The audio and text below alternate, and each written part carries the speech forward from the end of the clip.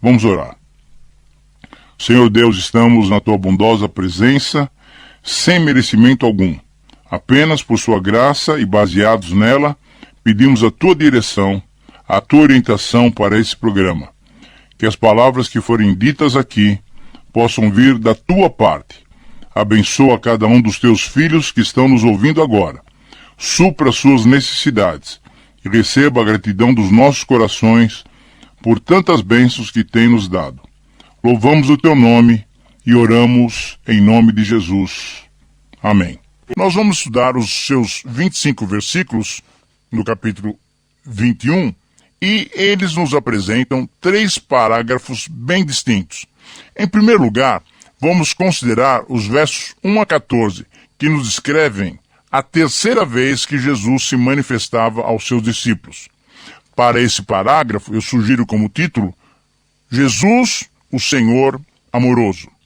Os versos 1 a 3 introduzem o texto e nos dão o seu contexto. No versículo 1, vemos que Jesus estava na Galileia, local onde ele realizara a maior parte do seu ministério. E na Galileia, ele estava junto ao mar da Galileia, também conhecido como mar de Tiberíades. Através do versículo 2, sabemos que nessa aparição estavam juntos 7 discípulos: Pedro, Tomé, Natanael, Tiago, João, que são os 2 filhos de Zebedeu, e ainda mais outros 2 discípulos. Talvez André, por ser irmão de Pedro, e Filipe, por ser companheiro de Natanael e por pertencerem à mesma região. No verso 3, encontramos Pedro, de uma certa forma, ainda liderando os outros discípulos. Diante da sua decisão de ir pescar, todos os demais também demonstraram o mesmo desejo. Você pode imaginar a cena? Certamente, tinham feito aquelas mesmas ações inúmeras vezes. Mas naquela noite algo estranho tinha ocorrido. Pescaram de todas as maneiras, mas não pegaram nada. Durante toda a noite, usaram todas as técnicas possíveis, eles eram profissionais, mas naquela noite, nada apanharam. Alguns comentaristas entendem que isso se deu porque era pecaminoso o ato de terem ido pescar. Outros entendem que estavam tão abalados e tão atônitos com os acontecimentos dos últimos dias que não se concentraram e por isso nada conseguiram. Eu creio que lhes faltava realmente concentração. Deviam estar conversando, deviam estar falando sobre os últimos acontecimentos. Olha só, desde a traição de Judas, passando pela negação de Pedro, a morte e a ressurreição do Senhor Jesus, a incredulidade de Tomé, até as aparições sobrenaturais de Jesus, tudo isso era alvo de grandes comentários. Então, por que foram pescar? Desistência? Necessidade de suprir as suas famílias? Ou talvez necessidade de ficarem juntos, mas não num local fechados numa casa?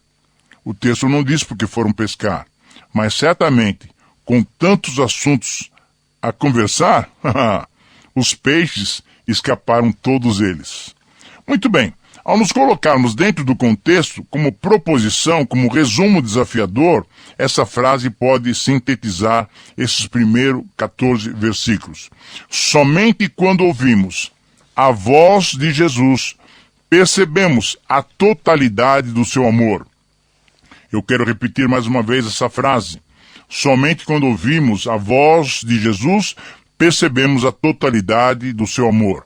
Nesse texto, então, encontramos 7 detalhes que revelam o amor de Jesus por nós. O primeiro detalhe que revela o amor de Jesus por nós é o chamado de Jesus, nos versículos 4 e 5. Logo cedo, de madrugada, Jesus foi ao encontro dos seus discípulos. Sabendo onde eles estavam, Jesus foi ao encontro deles, revelando amor e atenção. Jesus estava na praia esperando por eles. Jesus sempre espera por nós. É Ele quem toma as iniciativas. Infelizmente, a falta de reconhecimento que os discípulos apresentaram foi a mesma que Maria Madalena também apresentou e é a mesma que nós apresentamos hoje. As circunstâncias cegam os nossos olhos e não reconhecemos a Jesus. mas Jesus sempre nos chama. Chamando-os de filhos, demonstrou que o seu chamado era um chamado amoroso. O segundo detalhe refere-se ao comando de Jesus, versículo 6, a primeira parte. Diante da resposta de que não tinham apanhado nada, diante da expressão de frustração por uma noite de trabalho não recompensado, então Jesus dirigiu-lhes a palavra com autoridade, com amor, porém com firmeza. Jesus ordenou-lhes que lançassem a rede à direita do barco. Jesus sabia onde estavam os peixes. Querido amigo, Jesus tem tudo sob o seu controle, inclusive a sua vida. Ele conhece os animais, conhece a natureza, conhecia onde estavam os peixes, sabia onde estava o cardume de peixes, e por isso ele indicou. Querido amigo, Jesus tem tudo sob o seu controle, inclusive a sua própria vida. Você que está me ouvindo agora. Os discípulos instintivamente, então, obedeceram. Eles não titubearam. O comando, com autoridade e firmeza, demonstrava amor e interesse, portanto, obedeceram. E o resultado foi maravilhoso. O terceiro detalhe refere-se exatamente ao começo do milagre.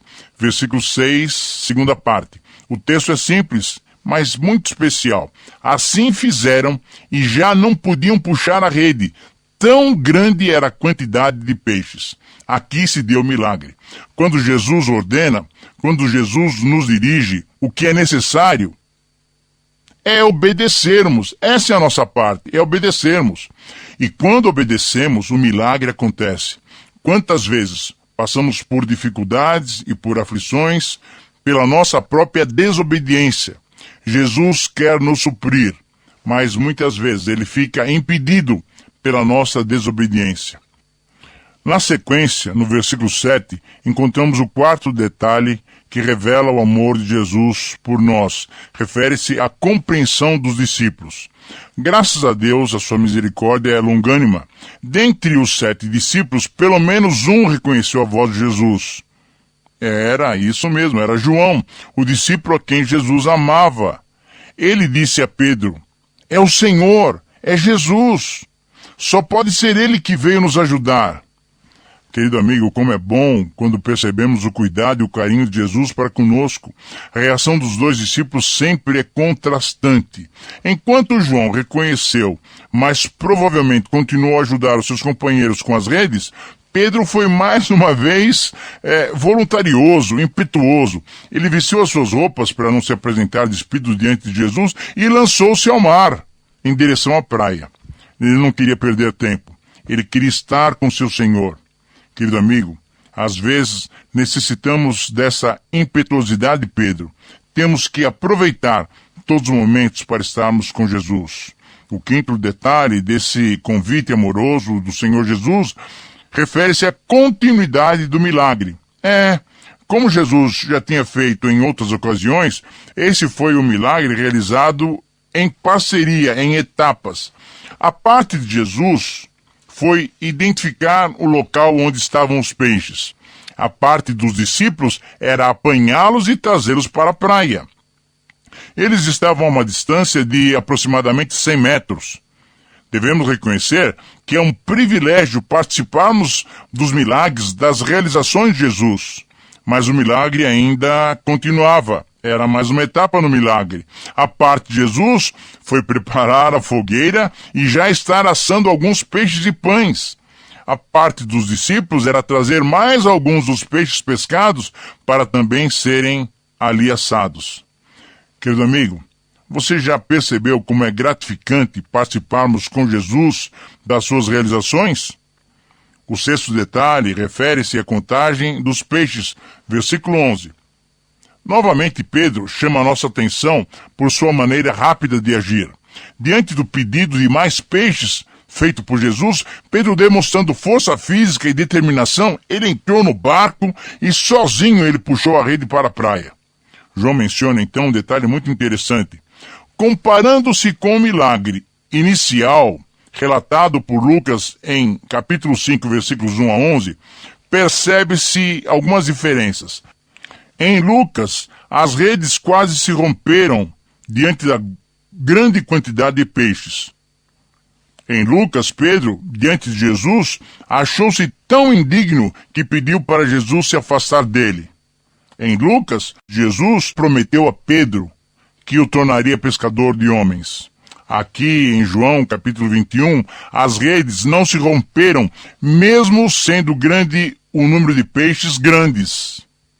Aqui em João, Pedro quis manter-se próximo de Jesus e atendeu buscando mais peixes para serem assados. E aqui em João também, Pedro recebe uma ordem de Jesus. Como veremos nos próximos versos, Jesus lhe dá a ordem para pastorear as suas ovelhas. Querido amigo, viver e participar com Jesus é uma aventura sempre emocionante. O detalhe referente ao número 153 de peixes, que foi a quantidade de peixes apanhados naquela ocasião, embora muitos queiram extrair significados espirituais desse número, creio que apenas é mais uma constatação da realidade, da concretização do milagre. O sétimo detalhe refere-se ao convite para a comunhão. Eu espero que você esteja me acompanhando claramente. Nós estamos falando sobre Jesus, o Senhor amoroso. Nós estamos falando sobre os detalhes que podemos encontrar que revelam o amor do Senhor Jesus. E agora, em sétimo lugar, nós temos o convite para a comunhão. O parágrafo então termina mostrando o convite de Jesus para uma refeição comunitária. Ninguém ousava perguntar quem era ele, pois todos, enfim, reconheceram que era Jesus mesmo. Somente Jesus, conhecendo as nossas necessidades e anseio, nos convida para participarmos com Ele das soluções que Ele mesmo nos apresenta. Que experiência maravilhosa os discípulos tiveram ao participarem, nessa ocasião, dessa terceira manifestação de Jesus depois da sua ressurreição. Que possamos ouvir a voz de Jesus, que possamos experimentar o seu grande amor. Muito bem. Agora, em segundo lugar, vamos considerar os versos 25 a 23 do capítulo 21 desse último capítulo de João. Eles descrevem a recuperação de Pedro diante dos demais discípulos. O cenário ainda é o mesmo. Esse acontecimento se dá ainda na praia diante dos outros discípulos, logo depois daquela refeição matinal tão especial. Jesus quis reconduzir e quis preparar Pedro para o ministério. Creio que é uma conversa intencional. Depois de Pedro ter negado o Senhor por 3 vezes, Jesus então agora quer possibilitar que aquela mancha seja apagada. Portanto, para esse diálogo entre Jesus e Pedro, podemos dar um título: uma confissão preparatória para o ministério. O desafio que o texto nos propõe pode ser expresso através da seguinte frase: somente quando confessamos o nosso amor ao Senhor, obtemos o seu aval para o ministério. Então, nesse texto, encontramos 5 etapas para a obtenção do aval de Cristo para o ministério. A primeira etapa, no versículo 15, se vê na oportunidade que Jesus proporciona. Jesus, mais uma vez, toma a iniciativa. Esta é uma verdade que devemos aprender em definitivo. Todas as iniciativas são divinas. Foi Jesus quem tomou a palavra e se dirigiu a Pedro. Não existe no ser humano caído qualquer tendência para procurar, para ir em direção de Deus. Agradeça então a Deus por suas iniciativas em relação a você e ao ministério que Ele te deu. A segunda etapa, no versículos 15 a 17, se vê na confissão que Jesus provoca. Jesus perguntou objetivo e diretamente a Pedro pela primeira vez, versículo 15, se ele o amava mais do que os demais discípulos. A resposta de Pedro foi que ele gostava de Jesus. Jesus então lhe ordenou que apacentasse o seu rebanho. Jesus perguntou objetiva e diretamente a Pedro pela segunda vez, versículo 16, se ele o amava. A resposta de Pedro foi que ele gostava de Jesus. Jesus então lhe ordenou que apacentasse o seu rebanho. Mas Jesus mudou a pergunta. Jesus perguntou objetivo e diretamente a Pedro, agora pela terceira vez, versículo 17, se Pedro gostava dele. Pedro entristeceu-se por ser a terceira vez que Jesus lhe perguntava sobre o seu amor. E a resposta de Pedro foi franca. Foi direta e foi objetiva. Disse a Jesus que ele conhecia todas as coisas e sabia que ele gostava de Jesus. E mais uma vez Jesus lhe ordenou que apacentasse o seu rebanho. Querido amigo, é interessante notarmos a mudança das palavras gregas usadas para expressar amor, usadas por Jesus e usadas por Pedro. Nas duas primeiras perguntas, Jesus usou o verbo agapau, que significa um amor que envolve a totalidade do ser humano. Pedro, ao responder as duas vezes primeiras, usou o verbo filéu, que significa aquele amor, aquela afeição natural, voluntária, que envolve mais a emoção do que a razão. Ora, diante dessas respostas de Pedro, então Jesus mudou e perguntou a Pedro se Pedro gostava dele, usando o verbo filéu. E Pedro novamente respondeu que gostava de Jesus, usando o mesmo verbo filéu.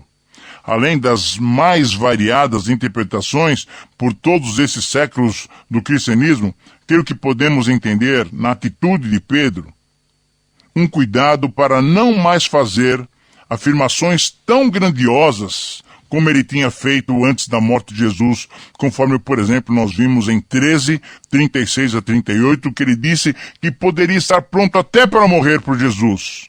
Principalmente pelo fato de que depois ele mesmo, negando-se a si mesmo, negou a Jesus por 3 vezes.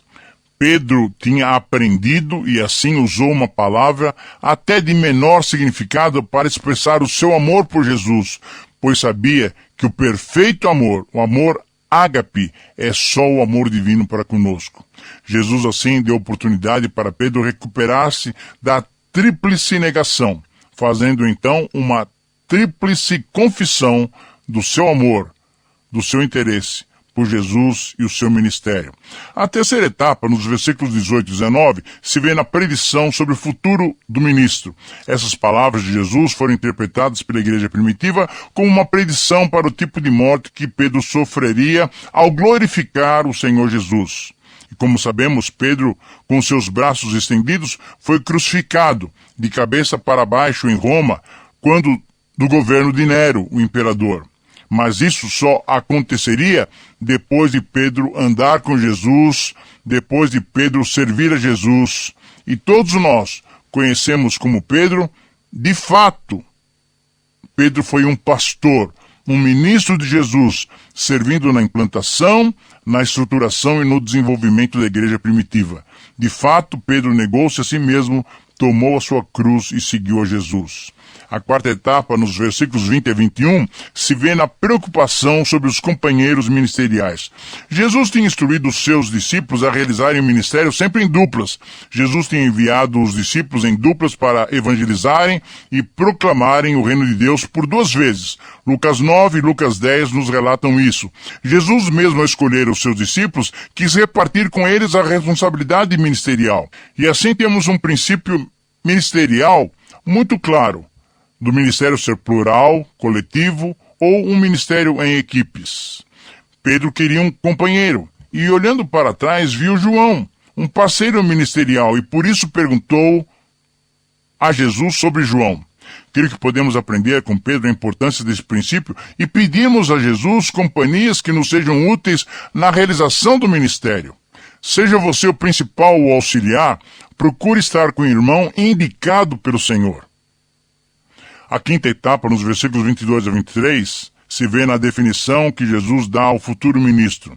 Diante da pergunta de Pedro e diante da resposta de Jesus sobre João, difundiu-se então uma interpretação errônea de que João ficaria até a volta de Jesus, de que João não morreria. Ora, esse foi um mal-entendido que o próprio autor do Evangelho procurou corrigir quando escreveu o Evangelho. Ele já era bem idoso, certamente sabendo que os seus dias já estavam chegando ao fim. Muito bem, chegamos também ao final do Evangelho de João e temos que analisar apenas os últimos 2 versículos nos quais encontramos o testemunho da verdade. E através de algumas perguntas podemos analisá-los, extraindo desses 2 últimos versículos, lições para as nossas vidas. Primeira pergunta, quem testemunhou? Foi João. João testemunhou, é o discípulo amado quem testemunhou. Foi ele quem viu todas as coisas e registrou. Segunda pergunta, Sobre o que ele testemunhou? João testemunhou sobre a vida, sobre o ministério, sobre as realizações, sobre o sacrifício e morte do Senhor Jesus Cristo. Terceira pergunta: qual é o conteúdo do testemunho? O conteúdo central e principal do testemunho joanino é que o Verbo se fez carne e habitou entre nós, cheio de graça e de verdade. Vimos a sua glória, glória como do unigênito do Pai. Quarta pergunta: por que não se contou todas as realizações do Senhor Jesus? Ora, porque foram inúmeras as suas realizações. Os ensinamentos, as ações de Jesus foram grandiosos. Cada ato, cada gesto, cada palavra de Jesus era um ato, um gesto, uma palavra do próprio Deus. Não haveria condições do finito conter o infinito. Quinta pergunta: por que se selecionou apenas algumas das realizações do Senhor Jesus? Versículo 25. Porque sob a inspiração clara e plena do Espírito Santo, João só colocou no seu evangelho aquilo que seria, foi e é útil para aceitarmos a Jesus como Senhor e Salvador. Minha oração é que você seja capacitado por Deus e pratique a sua palavra, recebendo-o e tendo-o como Senhor de sua vida.